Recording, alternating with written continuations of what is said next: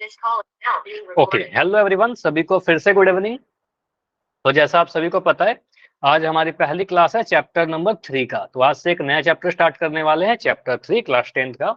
और चैप्टर 3 में आपको क्या पढ़ना है? आपको पढ़ना है दो चरों वाले रैखिक समीकरण युग्म। इसमें देखो, जो भी वर्ड मैंने बोला ना, हर एक वर्ड इंपॉर्टेंट है। हर चीज को मैं तोड़ तोड़ के आपको समझाऊंगा थोड़ी देर में, ठीक है? तो क्या है? Pair of linear equation in two variables. हर एक चीज इंपॉर्टेंट है कि दो चर क्यों लिखा हुआ है, रैखिक समीकरण क्यों लिखा हुआ है, और यहाँ पर युग्म क्यों लिखा गया है, ठीक है? तो हर एक चीज को देखेंगे, उसके बाद आप समझोगे यहाँ पर क्या क्या। चैप्टर का नाम क्या है? चैप्टर के नाम से ही उसका मतलब निकल जाता है, ठीक है? तो देखते हैं इस चैप्टर में क्या क्या हमें पता होना चाहिए बेसिक, फिर आते हैं अपने क्वेश्चन पे इंपॉर्टेंट वाले, ठीक है? तो क्लास शुरू करने के पहले, पोल रिपोर्ट आज नहीं है। नहीं क्यों है? क्योंकि आपको पता है लास्ट क्लास में कोई पोल नहीं पूछा गया था, एक रिवीजन क्लास था हमारा, ठीक है? तो आज जितने भी क्वेश्चन पूछूंगा उसके आंसर आप लोग पोल में जरूर देना। पोल में क्वेश्चन आ जाएंगे आपके लिए, और पोल रिपोर्ट अगले क्लास में मिलेगी आपको। पहला टॉपिक इस चैप्टर का क्या है? पहला टॉपिक है दो चरों वाले रैखिक समीकरण का व्यापक रूप क्या होता है, मतलब जनरल फॉर्म क्या होता है। देखो, हर चीज का एक जनरल फॉर्म होता है। एक होता है, मान लो एक सिंपल सा समीकरण लिख दिया, एक होता है इसका जनरल फॉर्म, व्यापक रूप से कहते हैं। तो एक रैखिक समीकरण, दो चर का रैखिक समीकरण, द्विघात समीकरण, हर जगह आपने एक व्यापक रूप या जनरल फॉर्म पढ़ा होगा। तो अगर हम दो चरों वाले रैखिक समीकरण का व्यापक रूप देखें, तो क्या क्या चीज हमें पता होना चाहिए। जैसे देखो, अगर मैंने यहाँ पर लिखा 5x+8, पहला चीज मैंने लिखा अगर 5x+8, ये क्या है? अगर मैं आपसे ये पूछूं, सिंपली मुझे बस यस या नो में आंसर देना, क्या ये जो मैंने लिखा है यह एक समीकरण है क्या? यस या नो, इक्वेशन है क्या? मैं जो पूछ रहा हूं उसका आंसर बताइए, यस या नो। नो है ना? क्यों समीकरण नहीं है? समीकरण क्यों नहीं? क्योंकि समीकरण होने के लिए एलएचएस होना चाहिए। सर आरएचएस होना चाहिए, इक्वल टू जीरो का जरूरी नहीं है। आप बोलोगे सर एलएचएस आरएचएस होना चाहिए, मतलब बायां पक्ष और दायां पक्ष होना चाहिए, और इन दोनों के बीच में इक्वल टू का साइन होना चाहिए, ठीक है? तो ऐसे वाले को हम समीकरण कहते हैं, ठीक है? ऐसे वाले को समीकरण कहते हैं। तो इसमें तो ऐसा कुछ है नहीं, बस एक ही पक्ष दिख रहा है। बस मैंने क्या लिखा था, 5x+8। तो 5x+8 को कहेंगे सर एक समीकरण नहीं है। तो क्या है? तो यह एक बहुपद है, ठीक है? या व्यंजक कह सकते हो, अभी के लिए मैं बहुपद कह रहा हूँ, ठीक है? तो जैसे आपने देखा, आपको भी सर ये क्या है? एक बहुपद है, ठीक? ये तो बहुपद है। अगर हम इसको समीकरण बनाना चाहें, ठीक है, समीकरण बनाने के लिए क्या करेंगे? सर इसी को लिख दो 5x+8, ठीक है, और यहाँ पर इक्वल टू लगा दो, और यहाँ पर कोई भी नंबर लिख दो या कुछ भी लिख दो, चर अचर एनीथिंग, बस बायां पक्ष और दायां पक्ष होना चाहिए। मान लो मैंने यहाँ पर जीरो भी लिख दिया, मान लो अगर मैंने जीरो लिख दिया, तो ये क्या बन गया? अब बोलोगे सर यहाँ पर एक एलएचएस आ रहा है, ये बायां पक्ष है और ये दायां पक्ष है, आरएचएस आ गया, ठीक है? तो आप कहोगे सर अगर एलएचएस और आरएचएस आ रहा है, 5+8 बराबर जीरो अगर लिख दिया, तो यहाँ से कह सकते सर ये एलएचएस है, ये हमारा आरएचएस है, और ये बन गया हमारा समीकरण, ठीक है? ये बन गया हमारा समीकरण। पहला चीज समझ में आया कि इक्वेशन क्या होता है, बहुपद से कैसे अलग है वो। समीकरण क्लियर है? अब ये कितने चर वाला समीकरण है? तो आप कहोगे सर यहाँ पर सिर्फ एक चर है, ठीक है? यह वाला जो है सिर्फ एक चर एक्स है यहाँ पर, ठीक है? लेकिन हमें पढ़ना है दो चर वाला, ठीक है? हमें तो दो चर वाला पढ़ना है, और वो भी रैखिक पढ़ना है। तो ये आपने देखा सर एलएचएस आरएचएस से तो समीकरण बनेगा। तो यहाँ पर ये देखिए, अगर मैं 5x, अगर ऐसा समीकरण लिखूं, अगला क्या है हमारा प्रश्न लिखा हुआ है 5x - 4y+8। अगर मैं पूछूं आपसे कि मुझे ये बताओ कि 5x - y+8 बराबर 0, क्या यह एक समीकरण है? यस और नो, हाँ या नहीं? आप बिल्कुल कहोगे कि सर यहाँ पर जो दिख रहा है ये वाला साइड, एक सेकंड, ये वाला जो साइड हमें दिख रहा है इसको कहेंगे सर एलएचएस। ये वाला जो साइड है इसको आरएचएस। बीच में क्या है? बीच में आपका इक्वल टू का साइन तो दिख ही रहा है, बीच में इक्वल टू का साइन है, तो आप कहोगे सर ये बन गया हमारा एलएचएस बायां पक्ष, ये बन गया हमारा आरएचएस, ठीक है, और ये बन गया इक्वल टू का साइन बीच में है, ठीक है? बिल्कुल ये एक समीकरण है, ठीक है? तो इसका आंसर क्या आएगा? बिल्कुल हाँ, एक समीकरण तो है, इक्वेशन है। नहीं को मैं काट दे रहा हूँ, ठीक है? नहीं को मैंने काट दिया। उसके बाद अगर मैं आपसे पूछूं कि यहाँ पर इस समीकरण में कितने चर हैं, चरों की संख्या कितनी है? दो चर है। तो यहाँ पर बोलोगे सर चर कितने हैं? दो चर है। कौन कौन से चर हैं? एक्स और वाई। एक्स और वाई। आप बोलोगे सर यहाँ पर क्या दिख रहा है? एक चर मुझे एक्स दिख रहा है, एक चर मुझे एक्स दिख रहा है, और एक चर मुझे वाई दिख रहा है। तो एक्स और वाई दो चर है यहाँ पर, ठीक है? तो दो चर कौन कौन से हो गए? एक्स और, या फिर तथा, कुछ भी लिख दो, एक्स और वाई। अब मैं पूछूं कि यहाँ पर चर का अधिकतम घात कितना है, ये इंपॉर्टेंट है। चर का अधिकतम घात कितना है। जैसे मैंने यहाँ लिखा 5x minus 4y plus 8 is equal to 0। तो x के ऊपर कुछ नहीं है, इसका मतलब x का घात 1 है। y के ऊपर कुछ नहीं, इसका मतलब घात 1 है। तो x का भी घात 1 है, y का भी घात है। तो चर का जो अधिकतम घात है वो 1 है। ठीक है, तो चर का अधिकतम घात 1 है। तो कभी भी अगर चर का अधिकतम घात 1 रहेगा तो उसको हम रैखिक कहते हैं। ठीक है, तो आप कह सकते हो सर ये जो भी समीकरण है, समीकरण का चर का अधिकतम घात अगर 1 है तो इस समीकरण को आप क्या कह सकते हो, सर ये जो समीकरण है इसमें चाहे कितने भी चर हो उससे कोई मतलब नहीं है। चर का घात अगर 1 है तो रैखिक समीकरण होगा। अगर चर का घात अगर मैक्सिमम 2 होता तो द्विघात कह देते। चर का घात अगर 3 होता त्रिघात कह देते। लेकिन यहाँ पर 1 है तो रैखिक कहेंगे। इंग्लिश में क्या कहेंगे सर, इसको लीनियर कहते हैं। इंग्लिश में आप इसको लीनियर इक्वेशन कहते हो। ठीक है, तो यहाँ पर तीनों ही चीज देखिए, इसको मैं मिटा रहा हूँ। यहाँ पर आप तीनों चीज देखिए। पहला चीज देखा कि सर यहाँ पर चर कितने हैं, तो आपने बोला सर ये 2 चर है। ठीक है, ये 2 चर है। ठीक, उसके बाद देखा चर 2 चर x और y। उसके बाद चर की घात कितनी है, 1। तो 2 चर है, इसका चर की घात 1 है, तो इसको कहेंगे सर ये रैखिक समीकरण है। ठीक है, समीकरण रैखिक है। ठीक है, और मुझे ये भी दिख रहा है सर यहाँ पर बायां पक्ष और दायां पक्ष है, दोनों ही पक्ष है, इसका मतलब एक समीकरण भी है। ठीक है, तो जो लिखा हुआ था ऊपर, जो ऊपर लिखा हुआ था 5x minus 4y plus 8 is equal to 0, क्या यह 2 चर वाला रैखिक समीकरण है? क्या इसको कह सकते हैं? क्या इसको हम 2 चर वाला रैखिक समीकरण नो कहेंगे? सर। नहीं कहेंगे? Yes sir. बिल्कुल कहेंगे ना। यहाँ पर देखो आप सिंपली आप कह सकते हो सर यहाँ पर चर 2 है x और y। ठीक है, चर का अधिकतम घात 1 है तो रैखिक है ना, और यहाँ पर समीकरण भी है। तो 2 चर वाला रैखिक समीकरण है ये। ठीक है, तो ये 2 चर वाला रैखिक समीकरण है। अभी तो मैंने घात देखी। क्या बोल रहे हो? घात, मैंने घात देखी थी सर। अच्छा घात एक ही है ना, तो घात एक है तो रैखिक है। जैसे मैं एक और एग्जांपल ले रहा हूँ, मान लो अगर ऐसे लिख दिया, मैंने लिखा 9x प्लस 7y बराबर 13। अब इसमें मैं आपसे पूछूं कि यहाँ पर चर कितने हैं, चर कितने हैं, तो आप कहोगे सर दो। यहाँ पर चर जो है 2 है। ठीक है, 2 चर है। उसके बाद मैं पूछूं कि चर की घात कितनी है, मैक्सिमम घात कितनी है, तो आप कहोगे सर 1। एक। दोनों ही जगह चर का घात 1 है। ठीक है, तो चर का घात 1 होने का मतलब क्या हो जाना, रैखिक होना, इसका मतलब रैखिक। ठीक है, उसके बाद बीच में इक्वल टू का साइन दिख रहा है, तो इक्वल टू का साइन क्या बताएगा कि सर एक समीकरण भी है। ठीक है, तो इसको क्या बोलेंगे सर, 2 चर वाला रैखिक समीकरण। 2 चर भी है, रैखिक भी है, समीकरण भी है। ठीक, 2 चर वाला रैखिक समीकरण इसको कहते हैं। क्लियर हुआ? तो ये तो ठीक है, एक जनरल एक हमने इक्वेशन लिखा। अब जनरल फॉर्म क्या कहते हैं? जनरल फॉर्म मतलब एबीसी के फॉर्म में लिखना। जैसे कि अगर मैं कहूँ आपसे, तो ये तो आपका सॉल्यूशन हो गया, इस पेज के आप स्क्रीनशॉट ले सकते हो कि इसमें हमने सारी चीज बता दिया कि समीकरण है चर एक्स और वाई है, तो आपको एक्सप्लेन कर दिया गया है। तो आपको सर तैयार दिया गया समीकरण 2 चर वाला रैखिक समीकरण है। पिछला वाला एग्जाम्पल के बारे में बात की जा रही है। ठीक है, तो अगर मैं बोलूँ कि एक्स और वाई में, यहाँ पर अगर मैं चर ले रहा हूँ एक्स और वाई, एक्स और वाई में रैखिक समीकरण का अगर मैं व्यापक रूप लिखूं, 2 चर में लिखना चाहूं, तो वो होता है हमारा a x plus b y plus c बराबर 0। क्या मैं बोल रहा हूँ, सुनिएगा, इंपॉर्टेंट है। A x plus b y plus c बराबर 0। जहां पर एक्स और वाई, देखो यहाँ पर ए बी सी सारे आपको चर दिख रहे होंगे, लेकिन इंपॉर्टेंट ये है कि ए बी और सी ये तीनों ही के तीनों कोई वास्तविक संख्या रहेगी। कोई भी नंबर रहेगा आपके एग्जाम में या क्वेश्चन में, कांस्टेंट नंबर्स रहेंगे। तो यहाँ पर आप कह सकते हो सर ए बी सी कोई भी अचर यानी कोई कांस्टेंट नंबर्स रहेंगे। ठीक है, कोई भी संख्या रहेगी। कैसी संख्या रहेगी, आप सीधे अभी आप कह सकते हो सर वास्तविक संख्या रहेगी। वास्तविक मतलब जितने भी टाइप के नंबर अभी आपने पढ़ा है ना, जो भी आपने अभी तक पढ़ा है, सारे वास्तविक संख्या, सारे वास्तविक संख्याएं, कुछ भी हो सकता है एबीसी का वैल्यू। ठीक है, दशमलव संख्या हो सकता है, भिन्न हो सकता है, वर्गमूल वाला नंबर हो सकता है, एनीथिंग हो सकता है, एबीसी कुछ भी हो सकता है। ठीक है, एक्स और वाई क्या है, एक्स और वाई चर होना चाहिए, एक्स और वाई दोनों चर होगा। एक्स और वाई की जगह पर कुछ और भी चर यूज कर सकते हैं, पी क्यू यूज कर सकते हैं, ए बी यूज कर सकते हैं, अल्फा बीटा यूज कर सकते हैं, कुछ भी यूज करेंगे। ठीक है, यहाँ पर इंपॉर्टेंट ये है जो लिखा गया है कि ए और बी दोनों शून्य नहीं होना चाहिए। ऐसा मत करना कि सर ए और बी और सी के बारे में आपने बोला कि सर कुछ भी हो सकता है, तो ए और बी को 0 कर देंगे। कुछ में तो 0 भी तो आएगा ना, लेकिन 0 नहीं होना चाहिए।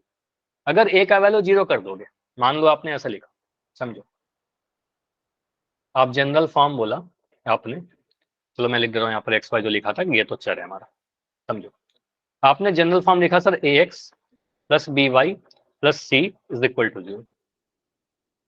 अब यहाँ पर मान लो अगर मैं ए का वैल्यू 5 लिखता हूँ, चलो एक एक करके डालते। ए का वैल्यू मैंने 5 डाल दिया, बी का वैल्यू मैंने 2 डाल दिया और सी का वैल्यू मैंने 9 डाल दिया, तो समीकरण कैसे बन जाएगा?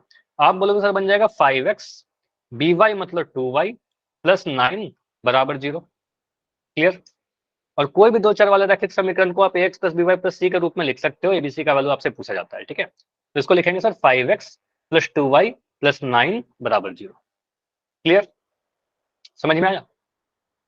तो अगर मैं यस आपसे सर। बोलूं कि ax प्लस बी वाई, ये समझो ax plus b y plus c is equal to 0 के फॉर्म का एक समीकरण बनाइए जहां पर a का वैल्यू मुझे चाहिए 3, b का वैल्यू मुझे चाहिए माइनस का 2 और c का वैल्यू मुझे चाहिए √5। चलो √5 हटाता हूँ, टाइपिंग में आपको दिक्कत होगी, मैं लिख देता हूँ 8।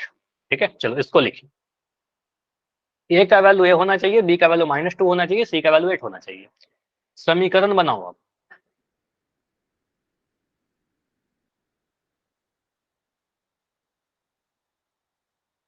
बनाइए, लिखिए आप।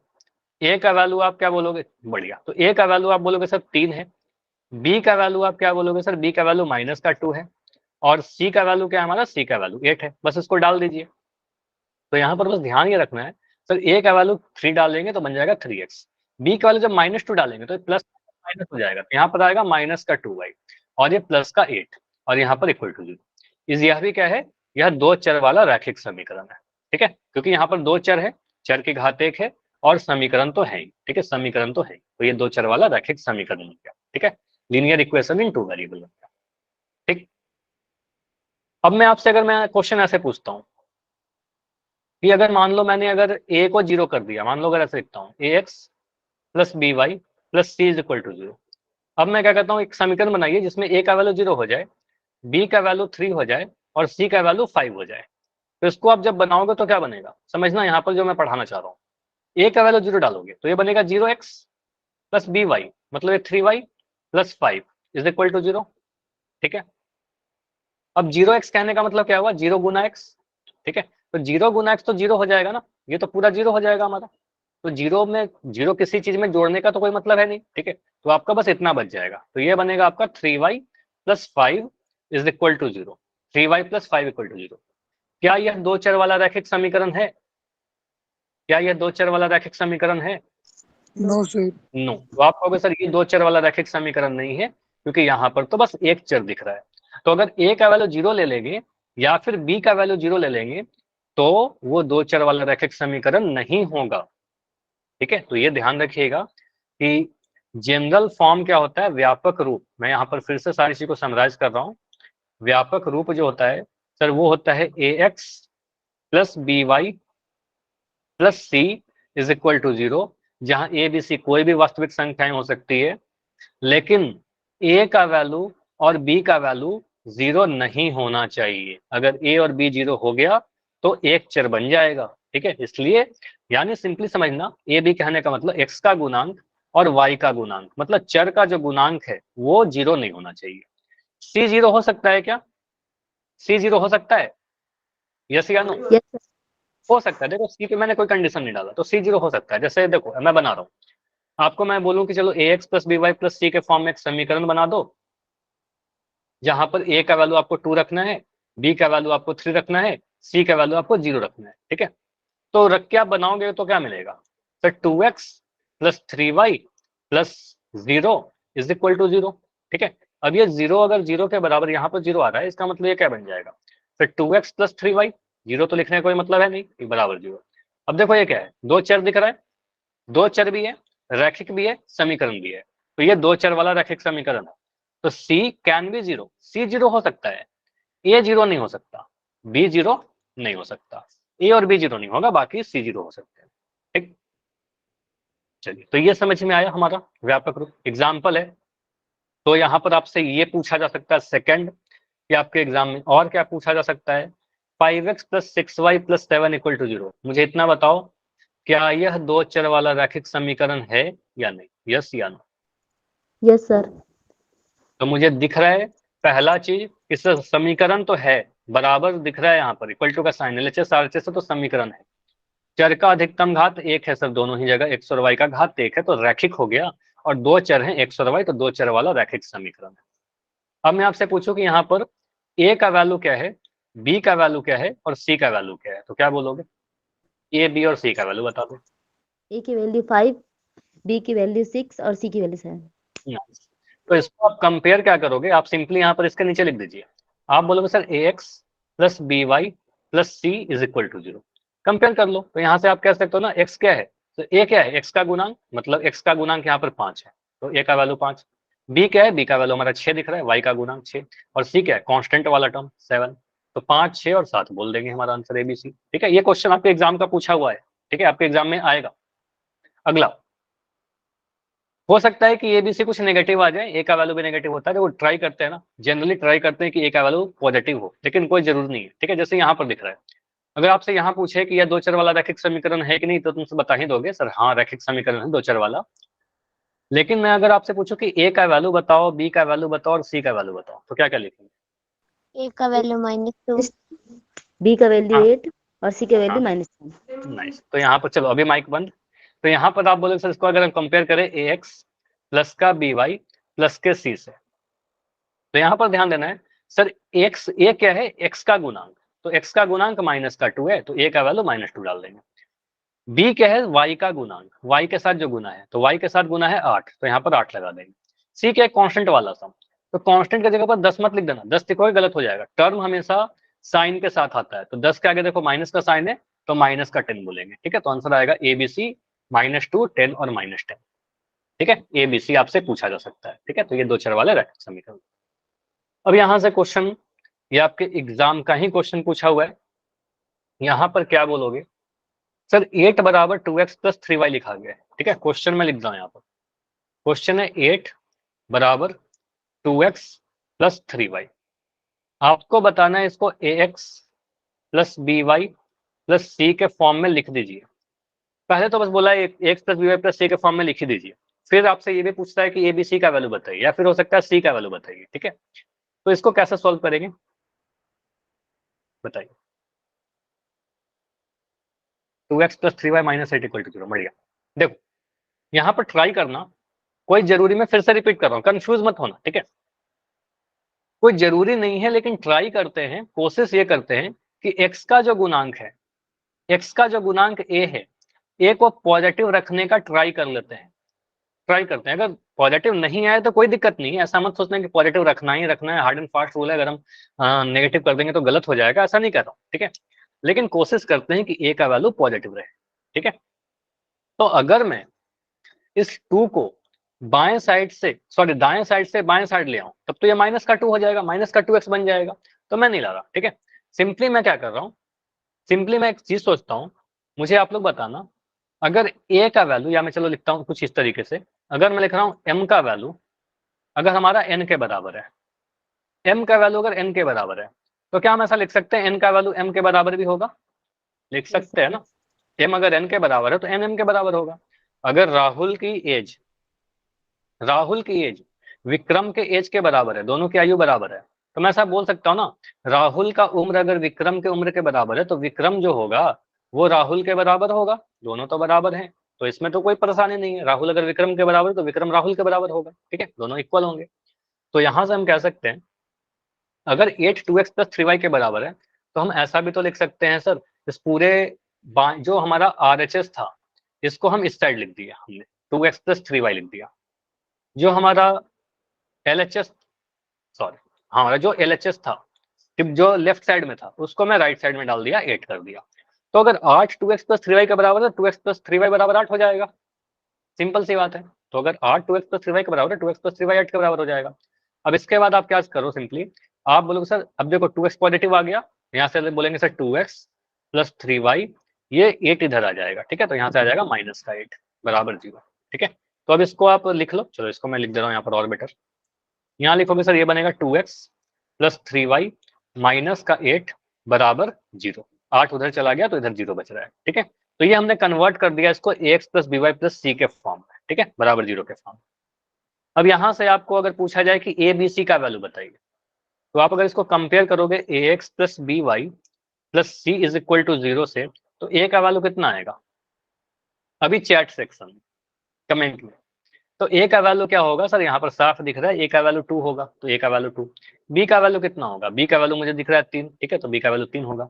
सी का वैल्यू कितना होगा, सी का वैल्यू होगा 8 होगा क्या, माइनस का 8 आएगा, ठीक है। तो ये ध्यान रखिएगा, 8 लिखोगे आपका आंसर गलत हो जाएगा। मैं फिर से रिपीट कर रहा हूँ, ऐसा गलती एग्जाम में मत करना। आपके ऑप्शन में दिया रहेगा, आपसे हो सकता है कि पूछ ले कि सी का वैल्यू कितना है, तो सी का वैल्यू -8 आएगा, 8 नहीं आएगा, ठीक है।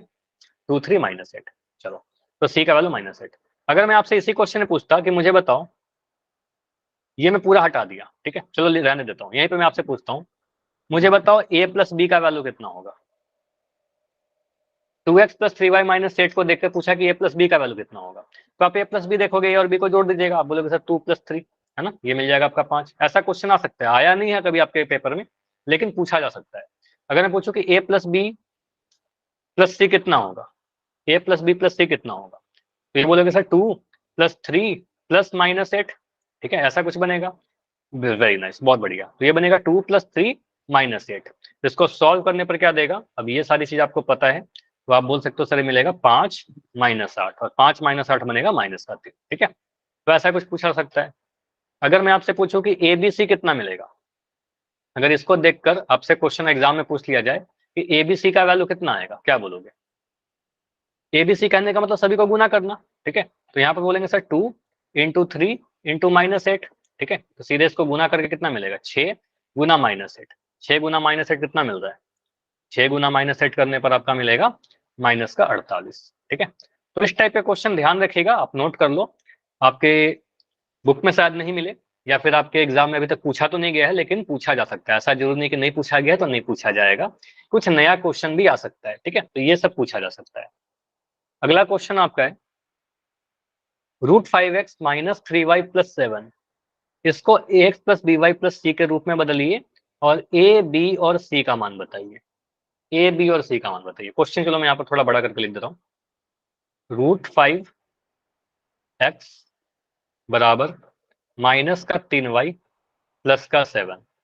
ये क्वेश्चन जो लिया गया है आपके एग्जाम से ही है, बिल्कुल मिलता जुलता क्वेश्चन आपके एग्जाम में पूछा गया है, इंपॉर्टेंट है। कितने नंबर में, 1 नंबर में, 1 मार्क्स। लिखिए और एबीसी का मान बताइए। ए का वैल्यू कितना होगा, बी का वैल्यू कितना होगा, सी का वैल्यू कितना। तो आप देख के नहीं बताओगे, आपको पहले सॉल्व करना है, ठीक है। तो यहाँ से आप सीधे मत बोलना कि ए का वैल्यू इतना होगा, बी का वैल्यू इतना होगा, सी का वैल्यू इतना होगा। आपको लिखना है सर, इसको हम क्या करेंगे, x plus b y plus c बराबर 0 के रूप में लिखने के लिए दाया साइड में 0 होना चाहिए, राइट साइड में जो है उसको 0 बनाना है आपको, ठीक है। तो आप बोलोगे सर ये बनेगा क्या हमारा, √5x तो पॉजिटिव है ही, एक्स वाला तो टर्म पॉजिटिव है ही, तो इसको इधर ही रखिए। ये -3y इधर आ जाएगा, तो -3y जब दाएं से बाएं आएगा तो +3y बनेगा, साइन चेंज कर लेगा। +7 जब दाएं से बाएं आएगा तो बन जाएगा -7, ठीक है, तो -7 सारा टर्म मैंने राइट साइड से लेफ्ट साइड में ले गया, तो राइट साइड में आपका 0 बनेगा, ठीक है। तो आप बोलोगे सर ये बन क्या गया, यही हमारा समीकरण बन गया, 2 चर वाला रैखिक समीकरण है। √5x + 3y - 7 = 0। ए का वैल्यू क्या होगा, आप यहां से देखकर कंपेयर कर लो। आप इसको अगर कंपेयर करोगे ax + by + c = 0 से, तो ए का वैल्यू आपको दिख जाएगा √5, है ना, ए का वैल्यू √5, एक एक्स का गुणांक, बी क्या है, वाई का गुणांक, तो वाई का गुणांक 3 दिख रहा है हमें, ठीक है। और सी क्या है, सी -7, ठीक है, सी क्या है -7। तो ए बी सी समझ में आया।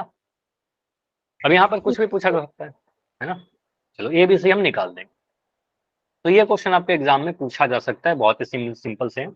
बस यहाँ पर ऑप्शन क्या होते हैं कि आपके एग्जाम में जो क्वेश्चन आते हैं ना वो एमसीक्यू आते हैं। एमसीक्यू मतलब 4 ऑप्शन रहेगा, ठीक है। तो ऑप्शन वाला क्वेश्चन को थोड़ा ध्यान से देखिएगा, गलती मत करना ऑप्शन को देखने में। बिल्कुल अभी पोल पूछ रहे हैं, अगर कोई भी डाउट है तो बताइए, समझ में आ गया है तो वाई लिख ही रहे हो आप लोग, ठीक है। कोई डाउट है तो पूछिए, डाउट नहीं है, ठीक है। तो करना क्या है हमें, राइट साइड में जो भी है उसको 0 बनाना है, सभी को लेफ्ट साइड में लेकर जाना है और आंसर करना है, ठीक है। यहाँ पर आपसे पूछा गया है कि 4 = 5x - 3y को ax + by + c के बराबर में लिखिए और c का मान बताइए। c का वैल्यू क्या होगा। तो चैट आपका बंद किया गया है और आपको आंसर करना है पोल सेक्शन में।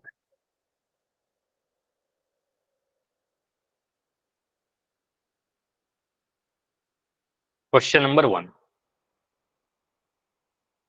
क्वेश्चन में लिख दूं? क्वेश्चन है आपका, सर लिखा गया है, रिस्पॉन्स नहीं दिख रहा। एक सेकंड बस ऑन कर दे रहा हूँ। अच्छा हुआ कि आपने बता दिया। 4 equal to 5x minus 3y ये लिखा हुआ है। अब इसको हमें ax plus b y plus c, ax plus b y plus c is equal to 0 के फॉर्म में बदलना है। ठीक है, इसको इस फॉर्म में बदल कर लाना है, राइट साइड में 0 रखना। ठीक है, तो यहाँ पर c का वैल्यू कितना होगा? अभी पोल दिख जाएगा, रिस्पॉन्स भी आपको दिख जाएगा कितने बच्चों ने आंसर किया। तो यहाँ पर आपको देखना है सर c का वैल्यू क्या होगा।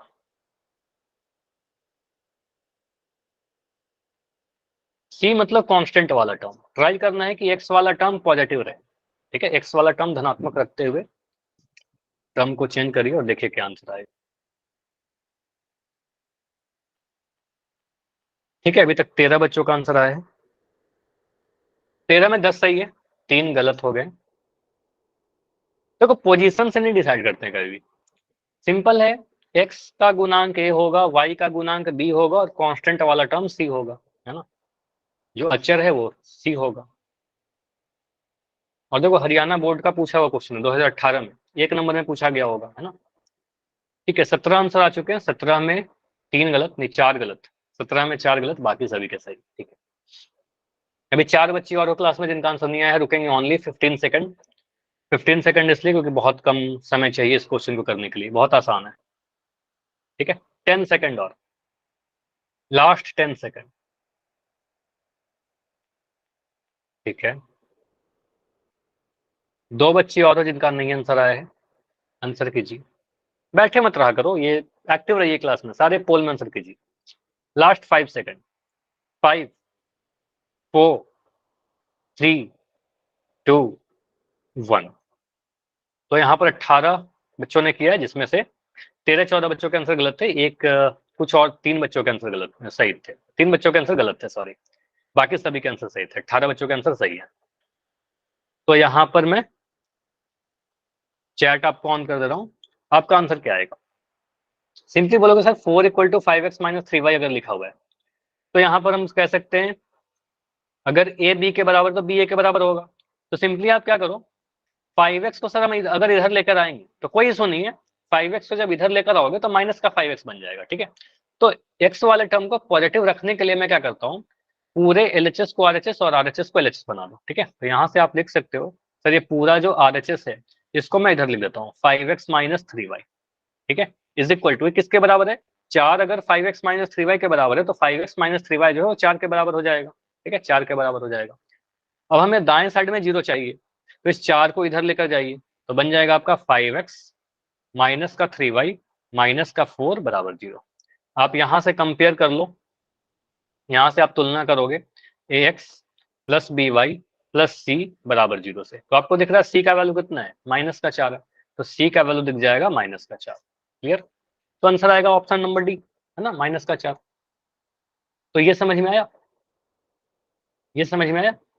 तो यहाँ पर आप ऐसे अगर करोगे, देखो मान लो अगर यही क्वेश्चन अगर हम ऐसे सॉल्व करते हैं, सर लिखा हुआ था 4 बराबर 5x माइनस 3y, अगर कोई बच्चा यहीं पर सीधे सारे टर्म को इधर लेकर आए तो बन क्या जाएगा, माइनस का 5x प्लस का 3y प्लस का 4 बराबर 0, यही बनेगा, माइनस का 5x प्लस का 3y प्लस का 4 बराबर 0। अब यहाँ पर आप इसको अगर कंपेयर करोगे तो a का वैल्यू -5 दिखेगा, b का वैल्यू 3 दिखेगा और c का वैल्यू 4 दिखेगा। c का वैल्यू यहाँ से मुझे पूछेगा कोई तो मैं बोलूंगा 4, लेकिन 4 तो ऑप्शन में नहीं है, ऐसा कभी ऑप्शन नहीं रहेगा कि 4 भी ऑप्शन दे दे और -4 भी दे दे, ऐसा नहीं देगा। ठीक है, तो यहाँ पर आप कह सकते हो सर c का वैल्यू 4 दिख रहा है लेकिन 4 ऑप्शन में नहीं है, तो क्या करते हैं, सभी टर्म को अगर मैं नेगेटिव से गुना कर दूं या फिर क्या करो सभी टर्म को मैं उधर भेज दूं, ठीक है, सभी को उधर भेज दूं, तो क्या बनेगा, ये बन जाएगा 0 बराबर 5x माइनस 3y माइनस 4। ठीक है, तो यहाँ पर दिख गया c का वैल्यू -4, तो ऐसे कर सकते हो। तो ऐसा कभी नहीं होगा कि 4 और -4 दोनों ऑप्शन में रहे, समझ में आया।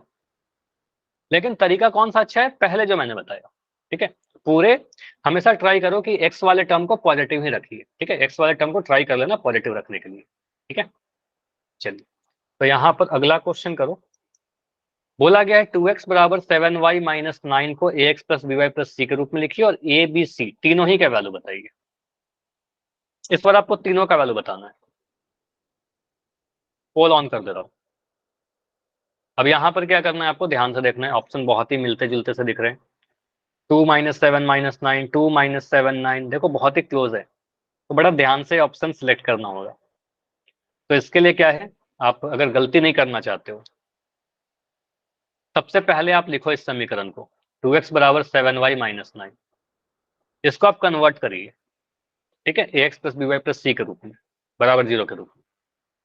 उसके बाद अपने कॉपी पर आप लिखो a का वैल्यू कितना है, b का वैल्यू कितना है, c का वैल्यू कितना है, अपने कॉपी पर लिखिए ये सारे वैल्यू। अब वो सारे वैल्यू को अपने ऑप्शन में सर्च करिए, ठीक है, ऑप्शन को रिजेक्ट करिए, ठीक है, तो फिर आंसर मिलेगा। रैंडम सेलेक्ट करोगे तो आंसर गलत हो जाएगा, ठीक है, रैंडम सेलेक्ट करोगे तो आंसर गलत होगा, जैसा कि आंसर गलत दिख भी रहा है, ठीक है। तो यहाँ पर आप थोड़ा ध्यान से करिए, ए का वैल्यू क्या होगा, बी का वैल्यू क्या होगा, सी का वैल्यू क्या होगा। देखो गेस नहीं करना है, गेस करोगे तो आंसर गलत होगा, है ना? तो बिना कन्वर्ट किए आंसर नहीं कर सकते आप। कई बार हड़बड़ी में क्या होता है ना, हमें लगता है कि ये वाला आंसर होगा, आप बहुत ही श्योर शॉर्ट आंसर करके आते हो कि ये तो मेरा सही होगा, लेकिन वो गलत हो जाता है क्योंकि आपने हड़बड़ी की, और इसलिए सारे क्वेश्चन आपको बताए जा रहे हैं, ठीक है, ताकि आपका इतना प्रैक्टिस हो जाए, जो भी गलतियां करना है आप क्लास में कर लो, एग्जाम में गलती ना करो, ठीक है। तो क्या क्या गलतियां हो सकती है ये भी नोट डाउन करते रहिएगा, उन्हीं गलतियों से हमें सीखना है, ठीक है। अभी 13 बच्चों का आंसर आया है, बाकी बच्चे आंसर करिए, आज कम आंसर आ रहा है। आज अटेंडेंस भी आपका कम है, क्यों, गर्मी की छुट्टी की वजह से अटेंडेंस कम हो रहा है क्या? बताया तो था कि आपकी पूरी क्लास चलते रहेंगी, इतना कम अटेंडेंस क्यों है? काफी सारे बच्चे आज नहीं ज्वाइन किए, वो भी रेगुलर वाले बच्चे। तो अपने दोस्तों को आप बताइए, बिल्कुल क्लास चलेगा, पूरे गर्मी की छुट्टी में आपकी क्लास चलेगी, कोई बंद नहीं होगी, ठीक है। तो अभी बाकी बच्चे आंसर कीजिए, लास्ट 10 सेकंड रुकेंगे, चलो 20 सेकंड रुकते हैं अभी, क्योंकि अभी भी क्लास में कितने बच्चे बचते हो, 5 बच्चे और हो जिनका आंसर नहीं आया, 5 या 5 से अधिक, ठीक है, आंसर कीजिए, जितने बच्चों का नहीं आया प्लीज आंसर कीजिए।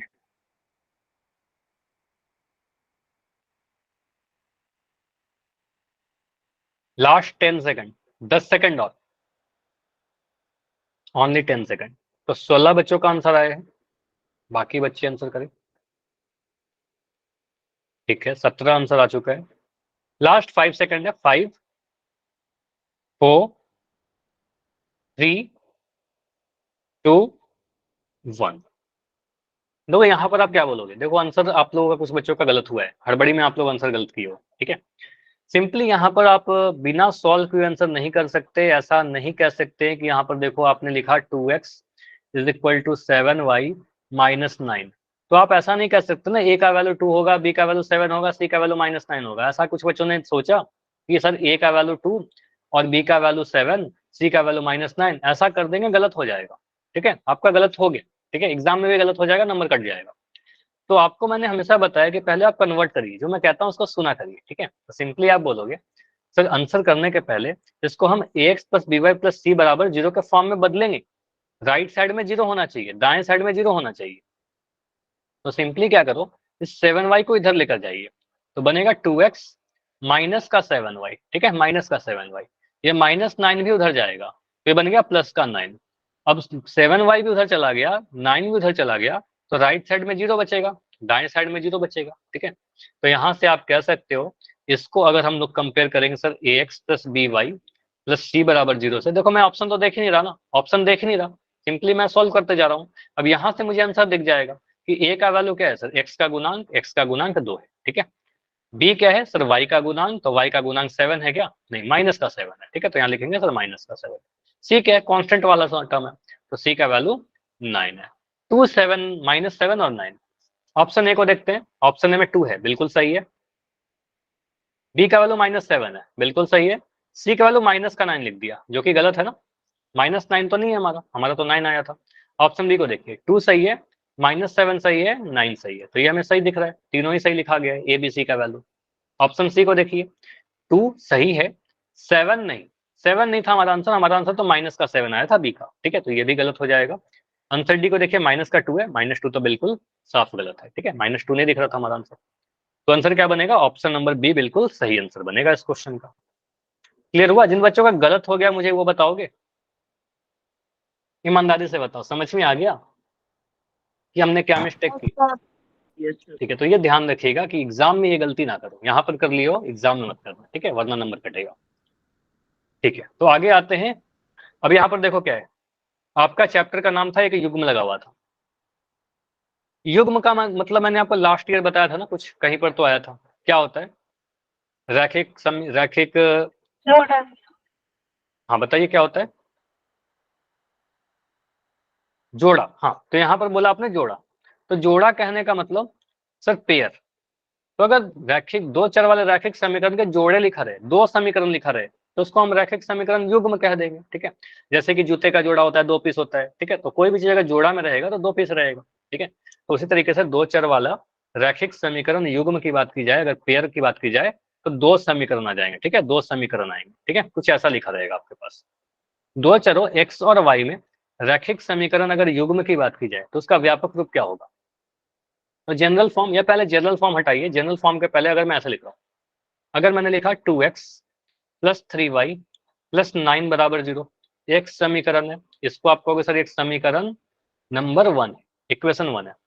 एक और समीकरण लिख देता हूं, मैंने लिखा 9x प्लस 7y प्लस 8 बराबर 0। ठीक है, ये क्या है? समीकरण हमारा समीकरण नंबर 2 है। अब यहाँ पर दो समीकरण दिख गया, दोनों ही सर दो दो चर वाले हैं, x और y यहाँ भी है और x और y यहाँ भी है, तो दोनों ही दो चर वाले रैखिक समीकरण है, दोनों रैखिक है क्योंकि दो सभी का मैक्सिमम घात 1 है।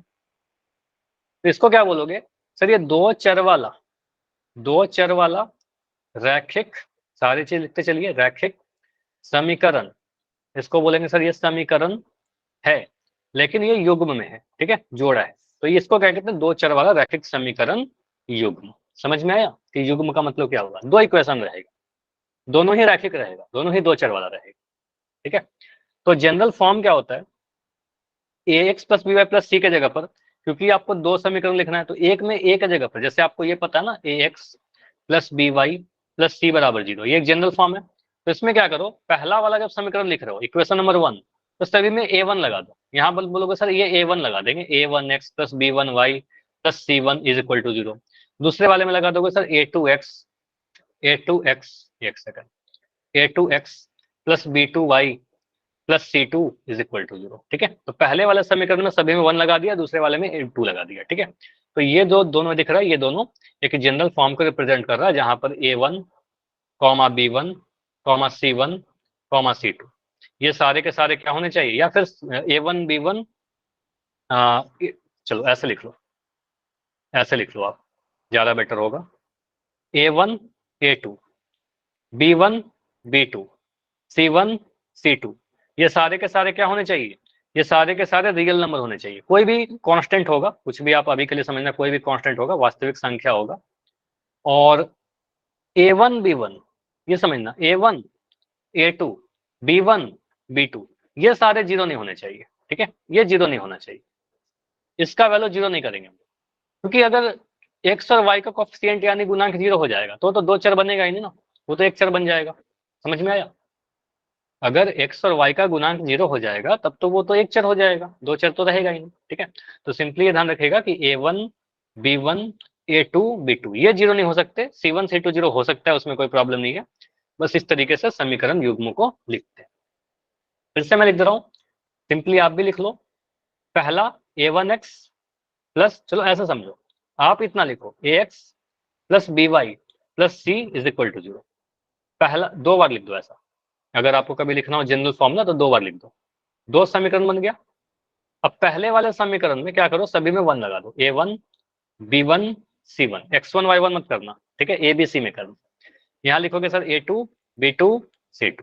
ठीक है, ये बन गया दो चर वाला रैखिक समीकरण, युग्म पेयर बन गया। क्या बोल रहे हो? अच्छा y पे लिख दिया, ठीक है, ये गलत कर दिया। ठीक है, तो y पे नहीं लिखना है हमें, b पे लिखना है। ठीक है, तो ये b के बाद आएगा a1 b1 c1 a2 b2 c2। ठीक है, कुछ ऐसा लिखना है। क्लियर? क्योंकि a1 b1 c1 a2 b2 c2 क्या रहेगा? कोई नंबर रहेगा, कोई कांस्टेंट नंबर रहेगा, अचर रहेगा ना। चलिए एग्जाम्पल के तौर पर यहाँ पर समझना है आपको, जैसे यहाँ पर एक एग्जाम्पल लिखा गया, इस समीकरण को देख के मुझे बताइए क्या ये दो चर वाला रैखिक समीकरण युग्म है? यस या नो? Yes sir.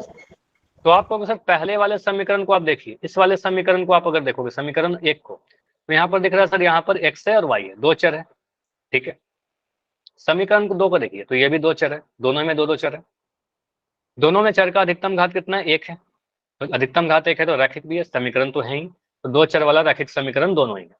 अब दो इक्वेशन है तो इसको कहेंगे युग्म है, ठीक है, मतलब जोड़ा है, तो इसको बोलेंगे सर यस, ये दो चर वाला रैखिक समीकरण युग्म बनाता है, ठीक है, ये दो चर वाला रैखिक समीकरण युग्म बनाता है, ठीक है। अगर मैं A1 B1 C1 सभी की बातें करूं ये इन जनरल, तो आप कहोगे सर A1 का वैल्यू 3 होगा, B1 का वैल्यू 2 होगा, C1 का वैल्यू -5 होगा, ठीक है। A2 का वैल्यू 2 होगा, B2 का वैल्यू -4 होगा और C2 का वैल्यू 9 होगा, ठीक है ना। A1 B1 C1 A2 B2 C2 का वैल्यू हम यहाँ से बता सकते हैं, ठीक है। चलिए अगर मैं ऐसा लिखूं, अगर मैंने ऐसे लिखा 3x + 2y -5, मैं सेम ही इक्वेशन लिख रहा हूं, बस मुझे बताना, अगर मैं लिख दूं 3x + 2y -5 = 0, मैंने लिख दिया 3m, या 3m की जगह पर कुछ और लिखता हूँ, 8m कर देता हूँ, ठीक है, यहाँ पर लिख दिया 8m। मैंने लिख दिया 3n -9 = 0। क्या है दो चर वाला रैखिक समीकरण युग्म है? नहीं, ये दो चर वाला रैखिक समीकरण युग्म नहीं कहलाएगा, क्योंकि दोनों ही जो समीकरण है सेम वेरिएबल में होने चाहिए, ठीक है, दोनों ही जो है वो सेम वेरिएबल सेम चर में होने चाहिए। तो पहला वाला जो समीकरण है उसका चर है x और y, दूसरे वाला का चर हो गया m और n, भले ही दोनों दो चर वाला है, ठीक है, दोनों ही दो चर है, दोनों ही रैखिक है, लेकिन युग्म होने के लिए, युग्म होने के लिए दोनों ही का चर जो है वो सेम होना चाहिए, सेम वेरिएबल होना जरूरी है, ठीक है। तो इसको हम कहेंगे सर दो चर वाला रैखिक समीकरण तो था लेकिन युग्म नहीं था, युग्म नहीं बनेगा ये, ठीक है। अच्छा, एक बच्चे का माइक ऑन है, माइक बंद कर लो, सोमवीर के नाम से बच्चे हो, ठीक है, सोमवीर के आईडी से, ठीक, ठीक है। तो आप कहोगे सर ये युग्म नहीं था, ठीक है। अभी मुझे बताइए, अगर मैं ऐसा लिखता हूं, मैंने लिखा 9m - 3n + 7 = 0, मैंने यहां पर लिख दिया 2m + 5n = 35। यह दो चर वाला रैखिक समीकरण युग्म है या नहीं है? यस या नो? बिल्कुल है। आप बोलोगे सर समीकरण 1 को देखा, जब हमने पहले वाले समीकरण को देखा तो दो चर है m और n, ठीक है, चर क्या है हमारा? चर है पहले वाले में m और n, दूसरे वाले में देखे क्या है? m और n, यहाँ भी तो m और n ही है, तो आप कह सकते हो ना दोनों में सेम वेरिएबल यूज कर रहे हैं, m और n को ही यूज कर रहे हैं, सेम वेरिएबल है, सभी जगह चर का अधिकतम घात एक ही दिख रहा है और समीकरण तो है ही, तो आपको सर ये दोनों क्या बना रहा है? एक युग्म बना रहा है, दो चर वाला रैखिक समीकरण युग्म बना रहा है, ठीक। चलिए अगर मैं यहाँ पर 4 एग्जाम्पल लिया हूं, एक एक करके समझेंगे। चलो सबसे पहले इसको, इस समीकरण युग्म को देखिए। अब यहाँ पर वेरिएबल p और q के फॉर्म में है, p और q के फॉर्म में मुझे बताइए क्या ये दो चर वाला रैखिक समीकरण युग्म है? यस या नो? युग्म की बात कर रहे हैं, नो यस सोच के सर। बताओ। तो यहाँ पर Yes. देखो समीकरण 1 को देखा, जब हमने मान लो इक्वेशन 1 को देखा, चलो मैं थोड़ा ऐसे लिख रहा हूँ, हर समीकरण को नंबर देते चलता हूँ, समीकरण 1, समीकरण 2, इन दोनों को जब आप देखोगे तो पहले वाले में चर क्या है? p और q, है ना, समीकरण का वेरिएबल जो है वो p और q है, दूसरे वाले में भी तो p और q ही है, तो वेरिएबल तो सेम है p और q दोनों जगह पर, ठीक है, दो चर भी है p और q, कितने चर? दो चर, ठीक है। रैखिक है कि नहीं? सभी चीज देखिएगा, मैं जो जो चीज चेक कर रहा हूँ ना, हर चीज आपको चेक करना होगा। तो आप कहोगे सर यहाँ पर चर कितने हैं? चर क्या है हमारा? p और q, तो दो चर है, ठीक है, दो चर है। उसके बाद चर का घात देखिए, तो चर का घात सभी जगह पर एक ही है, ठीक है, एक है, तो एक घात होने का मतलब चर का अधिकतम घात एक है, इसका मतलब रैखिक होना, ठीक है, रैखिक है, समीकरण तो साफ दिख रहा है, इक्वेशन तो है ही। और पहले वाले में भी पी क्यू यूज किया, दूसरे वाले में भी पी क्यू यूज किया, तो सेम वेरिएबल भी है, तो हाँ दोनों में सेम वेरिएबल है पी और क्यू, ठीक है, तो इसका मतलब यह युग्म होगा, ठीक है, यह एक रैखिक समीकरण युग्म होगा, यस, ठीक है। चलिए अगर मैं इसकी बात करूं, इसके बारे में बताओ, चलो इसके बारे में बताओ, ये जो अभी दिख रहा है आपको, क्या ये दो चर वाला रैखिक समीकरण युग्म है? नहीं, क्यों नहीं है? कारण बताइए, क्यों नहीं है? कारण इज इक्वल टू 10 है सर, पहले समीकरण। क्या लिख रखा है? जेड नहीं इज होगा। हाँ देखो कारण समझो, यहाँ पर एक बच्चे का चैट में आंसर आया है, सर यहाँ पर हमने क्या पढ़ना है, दो चर वाला रैखिक समीकरण युग्म। पहले समीकरण को जैसे ही आपने देखा तो मुझे दिख रहा है सर एक्स वाई और जेड, चर क्या आ गया आपको पहले समीकरण में ही दिख गया सर, एक्स वाई और जेड। यहाँ पर तीन चर आ गए, ठीक है। तो तीन चर आ गया तो यह दो चर वाला रैखिक समीकरण युग्म कैसे हो सकता, ठीक है। तो जेड नहीं होना चाहिए, ये मत कहो कि जेड होना चाहिए। नीचे अगर मैं जेड लगा दूं तो हो जाएगा क्या? अगर मैं यहाँ पर जेड लगा दूं तो हो जाएगा? नहीं, ये तीन चर वाला हो गया ना। तो तीन चर वाला थोड़ी हमें पढ़ना है, हमें तो दो चर वाला चाहिए, ठीक है। तो आप कहोगे सर यहाँ पर हमें दो चर वाला चाहिए, हमें तो चेक करना है दो चर वाला, ठीक है। तो आप कहोगे सर ये दो चर वाला नहीं है, तो सिंपली बोलेंगे सर नीचे वाला तो रैखिक समीकरण है दो चर वाला, ऊपर वाला भी रैखिक समीकरण है, लेकिन तीन चर वाला है, तो हमें तीन चर वाला नहीं चाहिए। हमारे सिलेबस में क्या है, हमारे सिलेबस में तो दो चर वाला है, हम तीन चर की क्यों बातें करें, ठीक है। तो हमारे सिलेबस में दो चर की बातें करनी है, ठीक है। तीन चर वाला है, जेड आ गया, आप कहोगे सर ये दो चर वाला रैखिक समीकरण सिंपली नहीं है, काम खत्म, ठीक है।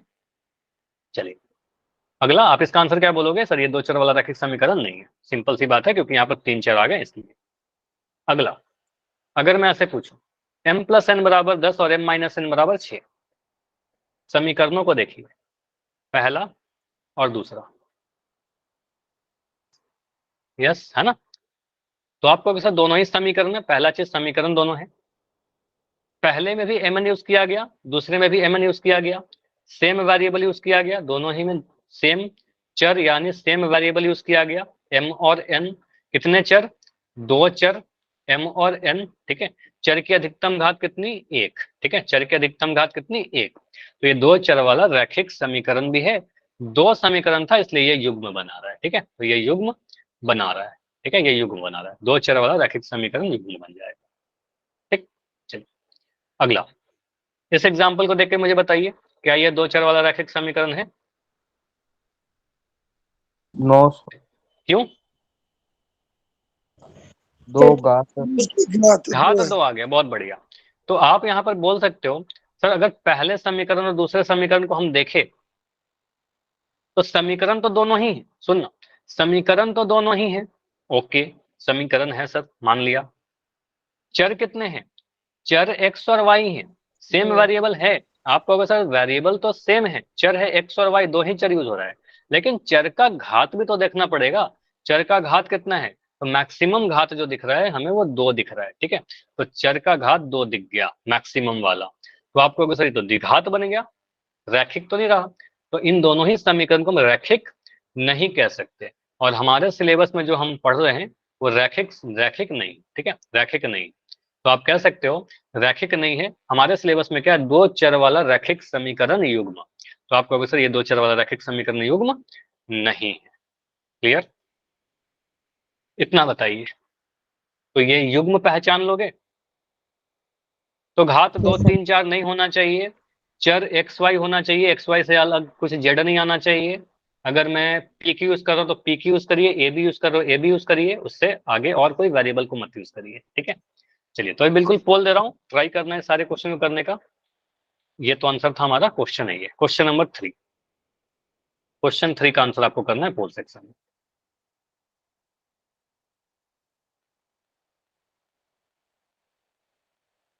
दो चर वाला रैखिक समीकरण युग्म है कि नहीं है? अच्छा बस ए और बी में आंसर करना है, यहाँ पर चार ऑप्शन शायद आपको दिख रहे हैं, सी और डी आंसर नहीं होगा, किसी का भी सी और डी नहीं आना चाहिए, ठीक है। तो दो चर वाला रैखिक समीकरण युग्म है कि नहीं है? रिस्पॉन्स नहीं दिख रहा। सॉरी आज मैं पोल रिस्पॉन्स नहीं दिख रहा, बिल्कुल रिस्पॉन्स तो ऑन है, चलो मैं फिर से ऑफ करके ऑन कर रहा हूँ, अभी दिख रहा है क्या? Yes sir. ठीक है, ओके। पहला जो समीकरण है वो लिखा गया है 4x प्लस 5y। देखो मेरी बातों को ना जो क्लास में पढ़ा रहा हूँ ना उसको बहुत ध्यान से सुना करो, क्योंकि हर एक चीज आपको पढ़ा दी जाती है। 2x plus 3y plus 8 is equal to 0, ऐसा समीकरण लिखा हुआ है। मेरा गलत हो गया। कोई बात नहीं, आप चैट में आंसर सही करना, लेकिन क्यों गलत हो गया बताओ? फिर तो आपका पोल रिकॉर्ड, हाँ वही मैं कह रहा हूँ ना, जल्दबाजी में आप करोगे, एग्जाम में ऐसे कर दोगे तो क्या होगा, फिर तो नंबर आपके कट जाएंगे। तो थोड़ा टाइम लेके करिए। किस बात की हड़बड़ी रहती है मुझे बताओ? क्या मैं पोल एंड करता हूँ 5 सेकंड में? नहीं करता ना। तो अपना टाइम लीजिए। रेस क्यों लगाते हो कि सबसे पहले मुझे आंसर करना है? क्या आप लोग अपना आंसर लिखते हो कॉपी में कि मेरा आंसर ए है या बी है या सी है या डी है? ये जरूर No. किया करो।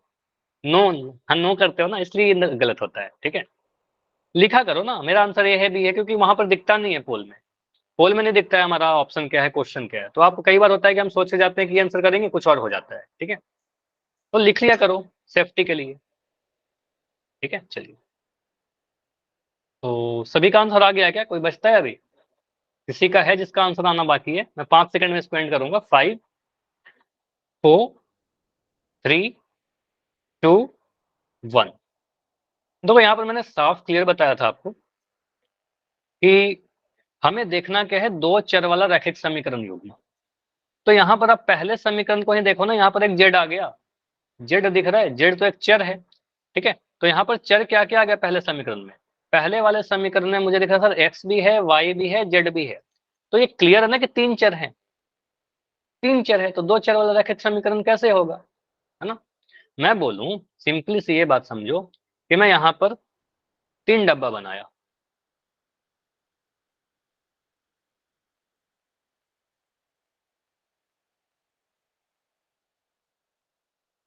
मैं आपसे पूछूं इसमें से कौन से डब्बे में 2 बॉल है, 2 गेंद है, आप क्या बोलोगे? गेंद को काउंट ही तो करना है ना, तो ये काउंटिंग ही तो है। तो आप सिंपली यहाँ पर गलती नहीं करोगे, आप बोलोगे सर यहाँ पर 2 गेंद तो अब बॉक्स ए में है, बॉक्स में 3 है उसमें 5 है। ठीक है, तो बॉक्स ए आंसर आएगा। तो यहाँ पर आपको चर को काउंट करना था, 2 चर वाला चाहिए, हर एक चीज को देखना है। 2 चर होना चाहिए, रैखिक होना चाहिए, युग्म होना चाहिए। तो आप कहोगे सर 2 चर होना चाहिए, तो आप कहोगे सर यहाँ पर तो एक चर जेड एक्स्ट्रा आ गया, 3 चर हो गया, 3 चर वाला नहीं होगा। ठीक है, मैं आपसे पूछूंगी क्या बॉक्स बी में 2 बॉल है, आप कहोगे सर 2 बॉल कहाँ है, 3 बॉल है। ठीक है, तो 2 बॉल नहीं है इसका मतलब। ठीक है, तो आप सिंपली बोलोगे सर यहाँ पर 3 चर वाला है, 2 चर वाला तो नहीं। ठीक है, मतलब पहला वाला समीकरण 2 चर है तो इसको युग्म नहीं कहेंगे। ठीक है, ये युग्म नहीं बनाएगा, सिंपल। तो आपको सर आंसर बी जाएगा। ठीक है, जिनका गलत हुआ समझ में आया कि आंसर इसका क्या होगा? नो होगा, नहीं होगा। चलिए अगला क्वेश्चन करिए। अगला क्वेश्चन बोला गया यहाँ पर 4x स्क्वायर प्लस 5y बराबर 0, 2x plus 3y square plus 8 बराबर 0। ठीक है, यह रैखिक समीकरण युग्म है क्या? दो चर वाला रैखिक समीकरण युग्म। दो चर होना चाहिए, रैखिक होना चाहिए, समीकरण होना चाहिए, युग्म बनाना चाहिए, सारी चीज देखना है आप। तो ये मैं एंड कर रहा हूँ। अच्छा, पोल को मैं थोड़ा टाइम लेकर करते हैं। 2 ऑप्शन को मैं हटा ही देता हूँ। अब ए और बी 2 ही ऑप्शन आपको दिखेंगे। चलो ठीक है, अभी पोल ऑन है, बस 2 ऑप्शन दिखेगा आपको, ए और बी। पोल में आंसर करने के पहले देख लो क्वेश्चन को ध्यान से, अब क्या क्या लिखा गया है। 4x square plus 5y is equal to 0। दूसरा लिखा गया है 2x plus 3y square plus 8 is equal to 0। क्या ये दो चर वाला रैखिक समीकरण युग्म है या नहीं? ठीक है, तो हर एक चीज आपको चेक करना होता है करने के पहले।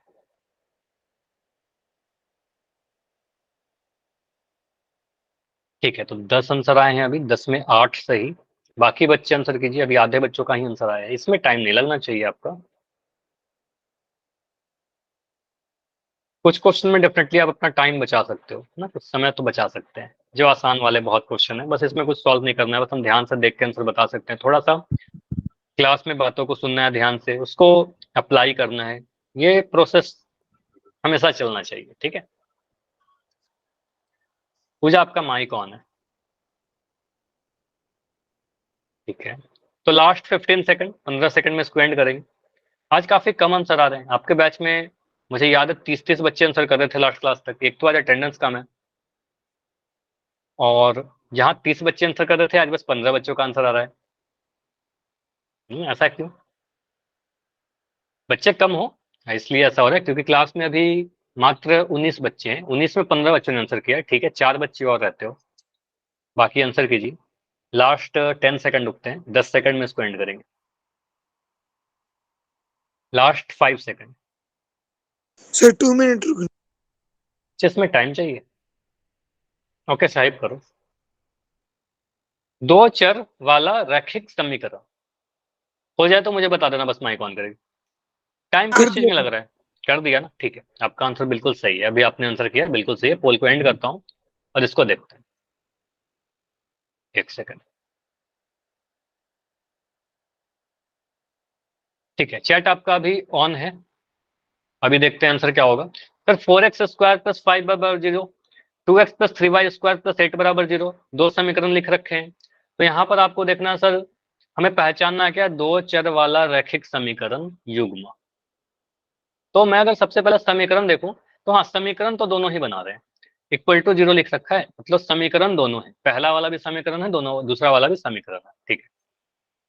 पहले वाले समीकरण में चर है x और y, दूसरे वाले में भी x और y, सेम वेरिएबल है x और y, ठीक है, दो ही वेरिएबल है, दो चर वाला है। अगर कोई आपसे पूछे ना कि दो चर है क्या, तो बिल्कुल आप बोलोगे सर हाँ दो चर तो है, इसमें कोई दिक्कत नहीं है, बिल्कुल दो चर है, लेकिन चर का घात कितना है, मैक्सिमम, अधिकतम।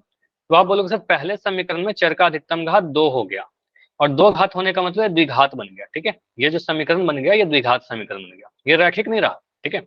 दूसरा वाला भी द्विघात बन गया, ये रैखिक नहीं रहा, ठीक है। तो यह रैखिक समीकरण नहीं है। अब जब ये रैखिक ही नहीं है, तो अब ये दो चर वाला रैखिक समीकरण कैसे बनाएगा, ठीक है।